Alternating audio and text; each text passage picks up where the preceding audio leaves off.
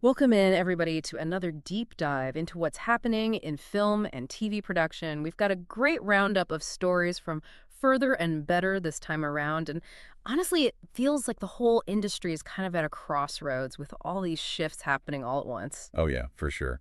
I mean, you've got everything from wildfires impacting productions to global trends, like But totally changing how stories are told.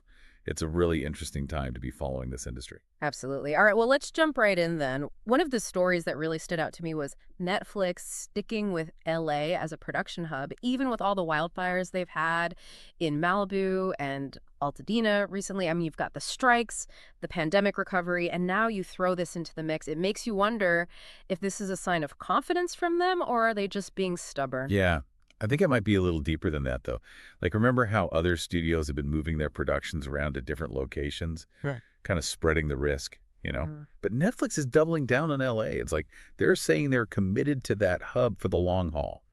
That's a good point. It's about building those relationships with talent and crews and maybe even, trying to influence some of the policy decisions that affect the industry in California. That makes a lot of sense, especially given what Ted Sarandos was saying during that Q4 earnings call. He was really adamant that production wouldn't be affected that much. Right. It's almost like they're saying, we're Netflix, we can handle anything. Exactly. It's kind of a power move. It'll be interesting to see how it plays out over time. Yeah. So, speaking of things playing out, are you ready for a little crime with your afternoon tea? Always. Cozy crime dramas are having a huge comeback. And this is not just a little blip on the radar. It's true. Death in Paradise is pulling in millions of viewers globally, which has got to tell you something about what audiences are looking for these days. Yeah, absolutely. I think it's that need for comfort and familiarity. Yeah, it's just pure escapism. Like, who wouldn't want to escape to a beautiful island with a little mystery to solve right now? Exactly. It's the perfect antidote to all the craziness happening in the real world. Right. And speaking of craziness, there's a battle brewing between New York and Texas to be the next big film and TV production hub.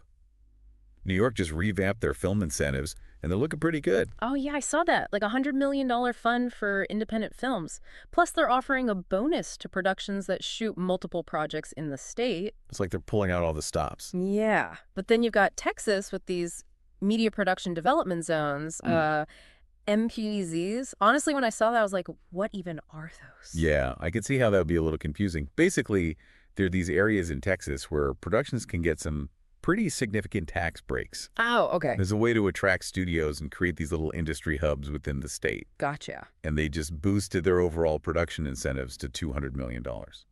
So it's pretty competitive landscape. So it's a real head-to-head between them. Are they Right. both going after the same kinds of productions, or are they trying to attract different parts of the industry? That's the big question, isn't it? Mm-hmm. It seems like New York is really trying to build a hub for independent films and create a more diverse creative scene. They're even giving an extra 10% tax credit to productions that shoot multiple projects there. So they're really encouraging people to commit to the state long term. Interesting. Texas, on the other hand, seems to be casting a wider net. Their MPDZ program is open to all kinds of projects, and they only have a limited number of those zones available statewide. It kind of creates a sense of exclusivity. Yeah, right. Yeah, like if you can get into one of those zones, you've really made it. Right. It makes you wonder how these different strategies are going to shape the kinds of content that gets produced in each place. Yeah, for sure. Okay, so let's talk about Sterling K. Brown for a second. Going from This Is Us to a political thriller on Hulu called Paradise is a pretty big jump. It is. But I think it's a smart move. He's already proven himself in the drama genre, and now he's branching out into thrillers. Right. It shows his versatility as an actor. It does. And he's reuniting with Dan Fogelman, who created This Is Us. So Yeah. there's obviously a good working relationship there. Yeah, they seem to have a lot of creative synergy. Plus, he's not just starring in Paradise, he's also an executive producer. Oh, that's right. Which tells you he wants to have more creative control and really shape the project. Definitely. So speaking of creative control, David Cope, the screenwriter behind Jurassic Park and Mission Impossible, he's doing something totally different with his new film, Presence. Oh, yeah. What is that one again? So at first, when I saw it was a haunted house movie, I was like, okay, another one. But then I read the description and it blew my mind. It's a haunted house movie told from the ghost's perspective. Oh, wow. That's interesting. Right. It's definitely not your typical haunted house movie. No, it's not. And this is his second time working with director Steven Soderbergh. They're both known for their innovative approach to storytelling. Yeah, Soderbergh's the one who shot an entire movie on an iPhone a few years back, remember? Oh, right, right. So they're not afraid to experiment and try new things, Not at all. which is pretty cool to see. All right. Let's talk about the elephant in the room, streaming. I think it's safe to say that streaming has officially disrupted traditional television at this point. And we're seeing the ripple effects of that everywhere. Oh, yeah, for sure. It's like a seismic shift in the industry. Exactly. What kind of trends are you seeing that point to this disruption? Is it just about how we consume content now, or is it something more fundamental? I think it's both. Like, Yeah. on the one hand, you've got the rise of connected TVs and younger audiences moving away from broadcast content. But on the other hand, you've got these new players entering the market, like Hallmark plus Moe's. Right. And the traditional networks are having to scramble to adapt. Yeah, it's like the Wild West out there. It is. Everyone's trying to grab eyeballs. And speaking of eyeballs, what about kids' content? The Roundup mentioned some interesting findings from Ampere analysis that suggest kids' content might be highly watched, but it's not necessarily driving new subscriptions. Yeah, that's an interesting one. I think it's more about retention at this point. Hmm. Keeping those families subscribed. You're right. Like, think about Netflix. They invest a ton in genres like crime and sci-fi. Yeah. But they don't put as much into kids' originals. Because for them, it's not about attracting new subscribers. It's about keeping the ones they already have, especially the ones with young families. So it's like the secret weapon of family-friendly streaming services. Keep the kids happy and the parents will stay subscribed. Exactly. Okay, so let's switch gears again and talk about K-dramas. Squid Game was just the tip of the iceberg. It seems like the whole world is obsessed with Korean content right now. Yeah, and it's not just hype. Parrot Analytics reported that K-dramas have brought in $3.4 billion in revenue for Netflix alone. Wow, that's insane. It is. And it shows how much global appeal Korean storytelling has. Right, it's crossing cultural and language barriers, which makes you wonder, what other hidden gems are out there just waiting to be discovered by a global audience? Right. That's a great question. And it actually leads perfectly into our next topic, Latin America. The Roundup featured this piece by Sivan Crawford, where she's urging Latin American producers to work together more and engage with international audiences. Interesting. What are some of the challenges and opportunities she sees for Latin American content creators? Well, she argues that Latin America has this huge untapped potential for storytelling, but there are some barriers they need to overcome to reach a wider audience. She suggests things like co-production networks, where producers from different countries can share resources and expertise, Okay. and IP testing, where they develop and refine stories with international audiences in mind. So it's about finding that balance between maintaining a distinct Latin American voice while also appealing to a global audience. Exactly. All right, before we jump to the next set of stories, there are a few quick hits from the Roundup that I just gotta mention. First up, Timothy Chalamet and Saoirse Ronan had a really interesting conversation about their work and friendship at a BFI event. Yeah. Then there's Sundance, kicking off with some great premieres. And a few technical hiccups, of course. It wouldn't be Sundance without a little chaos. Haha. And lastly, the Disney Latin America VP weighed in on the role of AI in content creation at Content Americas, which is a whole other conversation we could have. Yeah, for another time. All right, let's move on to the next batch of stories then. It's like we're seeing these two worlds collide, Traditional TV trying to figure out how to fit into this new landscape. Take YouTube, for example. El Reino Infantil. You probably haven't heard of it unless you have kids, but they're projected to make something like $20 to $30 million this year. Wow, that's more than some TV shows make. What's their secret? Are they just tapping into that kids' content goldmine we were talking about earlier? Yeah, more than that. Their CEO, Roberto Pumar, he really thinks they're just scratching the surface of their revenue potential. He actually sees traditional TV as being stuck in the past. He thinks that they could learn a lot from how YouTube creators are engaging with their audiences. Huh. That's a pretty bold statement. What kind of things is he talking about specifically? Like, what are YouTube creators doing that traditional TV could adopt? Well, think about it. YouTube creators have this direct connection with their viewers. They're constantly interacting, responding to comments, tailoring their content based on feedback. It's a level of engagement that traditional TV just can't match. Yeah. There's also this emphasis on authenticity and personality, which really resonates with younger audiences. So it's not just about the content itself, it's about how it's delivered and the relationship between creators and viewers. Exactly. Okay, so let's talk about another potential disruption, this time to the movie-going experience itself. The Roundup mentioned this proposal by Paul Pressburger. He's the CEO of Miracola's Entertainment Studios, and he wants to keep films off streaming platforms entirely in order to get people back into theaters. I mean, is that even realistic at this point? It's definitely a radical idea.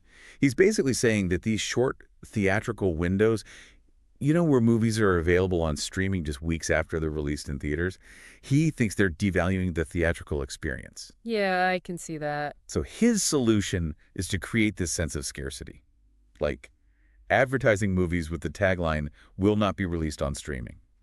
Interesting. It's a gamble for sure. But it could appeal to those moviegoers who miss that exclusivity of the traditional cinema experience. It would definitely create a buzz, but would it be enough to get people back into theaters in droves? I don't know. Our viewing habits have changed so much. Yeah.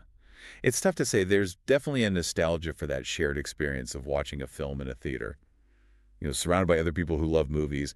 But streaming is just so convenient and affordable. Yeah. Maybe a hybrid approach would work. Some films stick to exclusive theatrical releases, while others embrace the multi-platform strategy. Yeah, finding that balance is going to be key for studios moving forward. Okay, so let's shift our focus to Brazil for a minute. Globoplay, the streaming platform owned by Globo, is making some interesting moves. It seems like they're really focusing on international co-productions, partnering with companies like Beta Film, Fremantle, even Disney+. Yeah, they're definitely thinking globally. Yeah. They're working on these projects that blend Brazilian storytelling with international appeal. Smart. It's all about expanding their reach and tapping into those global insights. It sounds like they're building a bridge between Brazilian content and a global audience. This actually reminds me of something we were talking about earlier, that sense of interconnectedness in the industry. It's not just about individual countries or studios anymore. It's about global collaborations and cultural exchanges. Right. It's a globalized industry now. Absolutely. So let's talk money, specifically the impact of these ad-supported streaming models on investment in content production. Ah, yes, the lifeblood of the industry. Exactly. So what are the experts saying? Are these ad-supported models like what Netflix and Prime Video are doing? Are they actually attracting more investment? It seems like they are. Brad Sharp, he's a senior managing partner at Virtue Global Advisors. He said that these models are giving investors more confidence because they're seeing better engagement metrics. Makes sense. With ad revenue in the mix, studios have more reason to create content that keeps viewers glued to their screens. So it's not just about subscriber numbers anymore. It's about how engaged those subscribers are. Yep. And I'm guessing this shift is affecting the types of projects that are getting greenlit. Oh, absolutely.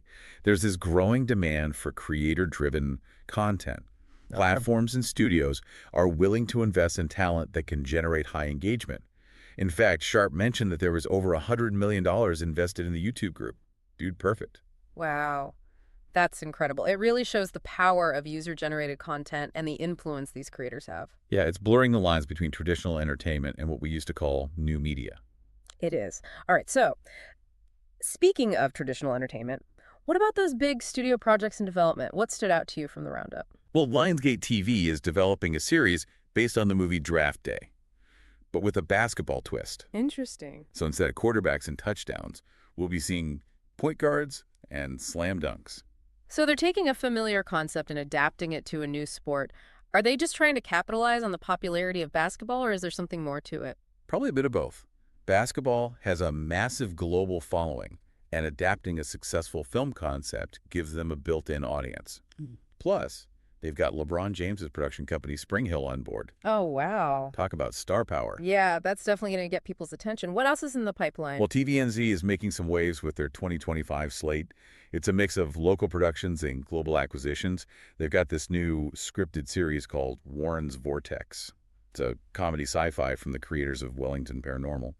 And then there's Dead Ahead, which is a ghostly family comedy. Sounds like they're going for a mix of quirky and heartwarming. Yeah, and they've also picked up some international hits like NCIS Sydney and Invisible Boys, plus the return of some local favorites like Shortland Street, The Brokenwood Mysteries, and The Gone. So they're curating this global buffet of entertainment. Pretty much. Okay, so Godzilla vs. Kong, Legendary is working on the next installment, and it looks like Caitlin Dever is in talks to star. Yeah, she's been killing it lately. It'll be interesting to see what she brings to the Monsterverse. For sure. And speaking of exciting casting news, Lionsgate just picked up a short story called Aftershock for a mid-six-figure deal. They're envisioning it as a mix of twisters, signs, and nope. And they've got Brandon Sklenar attached to star. Okay, that sounds intense. Right, like a recipe for suspense and thrills. Definitely. All right, so get ready for some laughs. Arnold Schwarzenegger is teaming up with Alan Ritchson and Awkwafina for a holiday comedy called The Man with the Bag. Wait, really? Arnold Schwarzenegger is Santa Claus? Kinda, sorta. It's about Santa trying to recover his stolen magic bag. And he enlists the help of a thief, played by Ritchson, and his daughter, played by Awkwafina. Oh, okay, that sounds hilarious. Right, like a holiday heist with a heartwarming twist. I love it. And then there's Teacock expanding their comedy lineup with The Miniature Wife, starring Elizabeth Banks, Matthew McFadden, Zoe Lister-Jones, and Sophia Rosinski. What's that one about? So basically, a technological mishap causes a husband's wife to be miniaturized. Oh, wow. Yeah. It's based on a short story by Manuel Gonzalez, and it's all about those classic marital power dynamics, but with a sci-fi twist. That's a great premise. Right. Imagine trying to navigate a relationship when your spouse is the size of a doll.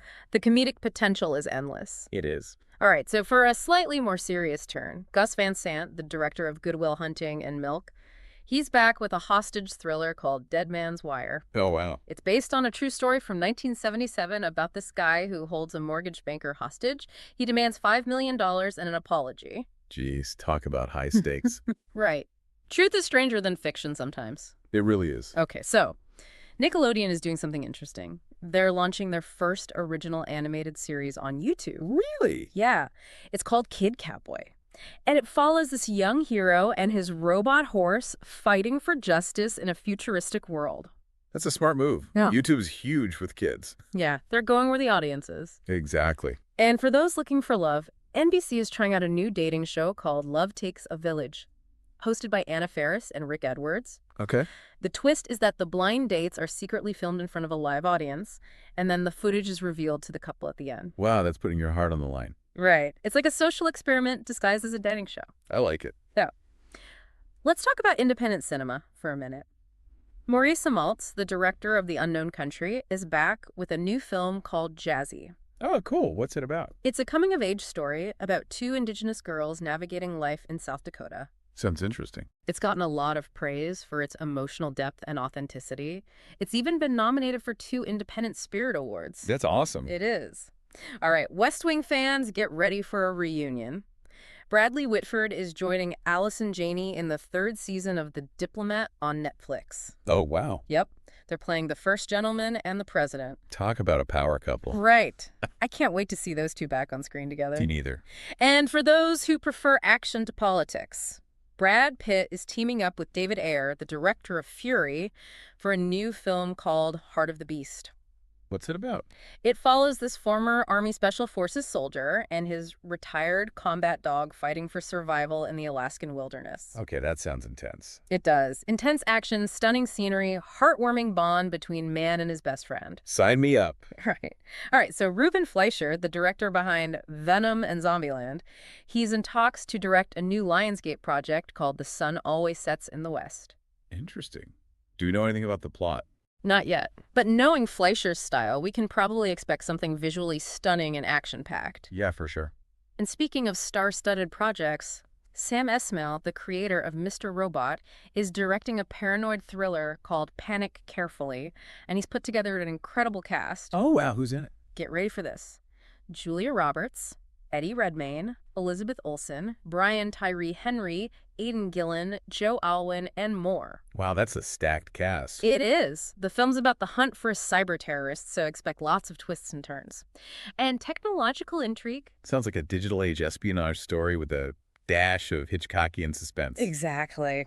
All right, Practical Magic fans, get ready for some nostalgia. A sequel is in the works. And Nicole Kidman and Sandra Bullock are set to reprise their roles as the witchy Owens sisters. Oh, that's awesome. And Oscar-winning filmmaker Suzanne Bier is in talks to direct. Talk about a magical reunion. It is. I can't wait to see those sisters back together. Me neither. And speaking of returning to beloved franchises, Daisy Ridley is heading back to a galaxy far, far away in a new Star Wars sequel. Oh, wow. Yeah. It's set 15 years after the rise of Skywalker and follows Rey as she establishes a new Jedi Order. Oh. And they've brought in George Nolfi to rewrite the script. He's known for his work on the Adjustment Bureau and The Bourne Ultimatum. So they're getting some serious talent to shape this next chapter in the Star Wars saga. Exactly. So let's talk about some deals that are shaking up the international content landscape. Pan Americana TV, a Peruvian broadcaster, has acquired the rights to the Lebanese drama Eser El Secreto. Interesting. Yeah, it shows the growing global appeal of international content.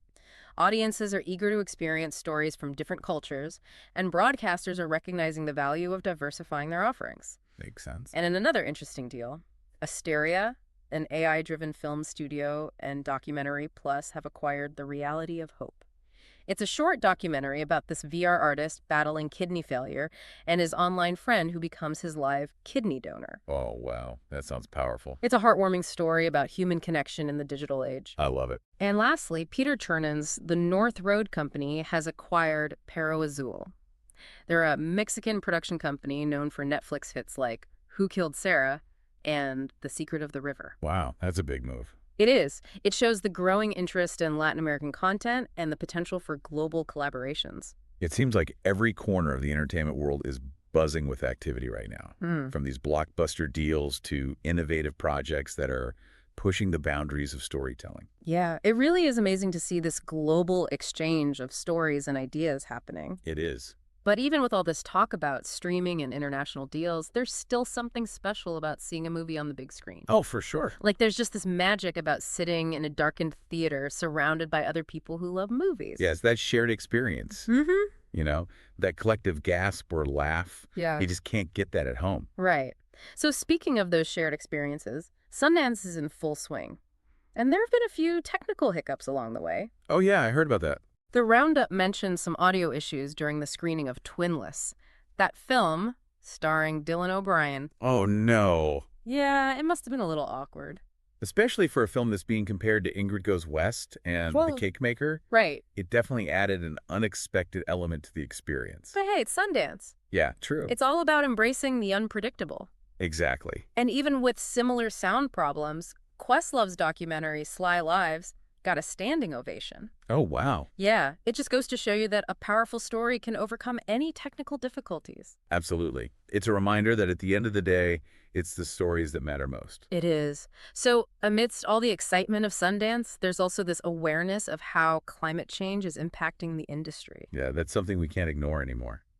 Especially after those devastating wildfires in California. Right. And Sundance is actually addressing it head on with a panel discussion called Green Sets to Great Stories, Filmmaking in a Changing Climate. Oh, that's great. It's a conversation that needs to be had. For- And it's encouraging to see the industry taking steps towards sustainability. It is. So who are some of the standout talents making waves at Sundance this year?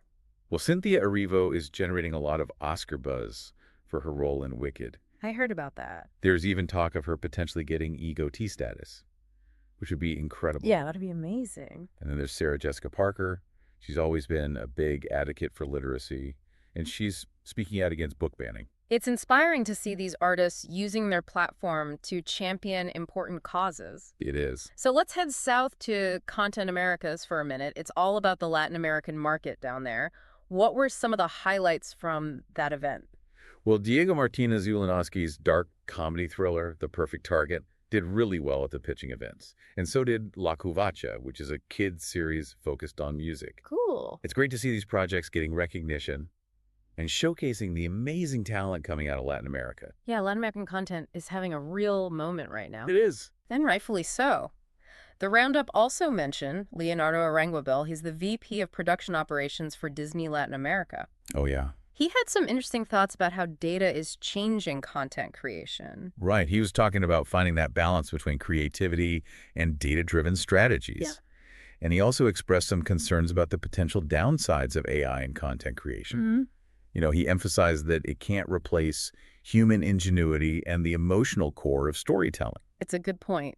Technology can be a powerful tool, but we have to use it thoughtfully and ethically. Absolutely. Well, that's it for this deep dive. We've gone from wildfires to K-dramas, from streaming wars to indie darlings. And it's clear that the world of film and TV production is more dynamic than ever before. It really is. I mean, we've seen so many forces at play here. Globalization, technological advancements, shifting audience preferences, and this renewed focus on sustainability and representation. It's a lot to keep up with. It is. What stood out to you the most from all this? I think for me, it's just the sheer speed of change. The industry is evolving faster than ever before, and it's fascinating to watch, but it also makes me wonder what this means for the future of entertainment. With all these streaming giants battling for viewers and new production hubs popping up and technology constantly pushing the boundaries, what kinds of stories are we going to be seeing on our screens in the years to come? That is the million-dollar question. It is. And it's something we can all think about as we continue to navigate this ever-changing landscape. Absolutely.